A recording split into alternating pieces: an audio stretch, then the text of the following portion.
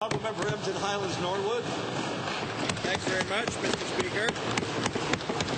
Well, apparently the Premier and her BC counterpart have reached an agreement on petroleum pipelines from Alberta to the Pacific.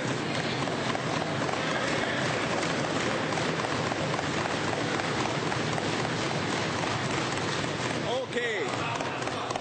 Bully for them, Mr. Speaker. We know this PC government supports the proposed Northern Gateway pipeline that would export unprocessed bitumen and the jobs that go with them to China.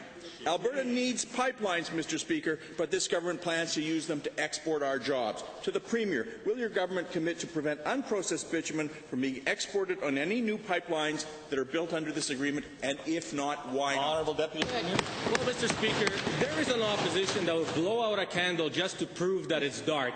Today is a phenomenal day for Canada, where we have two premiers agreeing on economic development, agreeing on principles of their individual provinces, agreeing on what is good for BC, is good for Alberta, is good for the rest of Canada, agreeing that we can create jobs and get the fair market price for our goods, agreeing that we can build terminals in British Columbia and create jobs, agreeing that we can support the rest of Canada based on our natural resources in the West. How is this a bad news?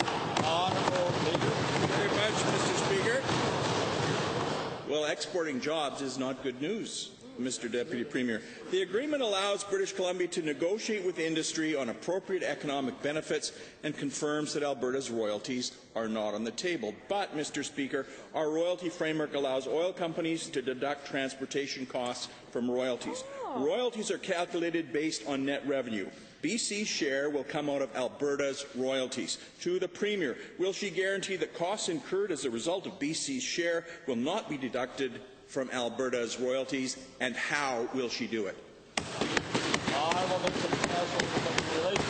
Mr. Speaker, this is indeed a landmark day for the province of Alberta and British Columbia. The framework agreement that's been achieved today, the essence of British Columbia joining the Canadian energy strategy, really underlines our Premier's vision for a province that reaches outward as a global energy leader, creating new enterprise, new jobs, new economic activity, a new future for Albertans, Mr. Speaker. Blah, blah, blah, Mr. Speaker. The question was, how do you keep BC from getting Alberta's royalties? And he had no answer whatsoever. We support properly inspected and secure pipelines to get our products to market. But pipelines create very few long-term jobs. The Northern Gateway will only create 217. Upgrading the bitumen here would create thousands of good-paying permanent jobs. Why does this government support pipelines that shift investment and jobs to the United States and China?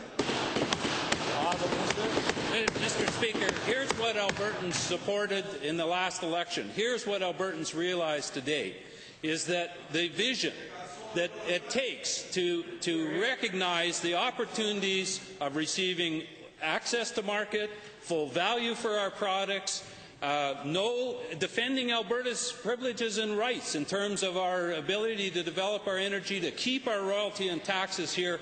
All of these things have been achieved today, Mr. Speaker.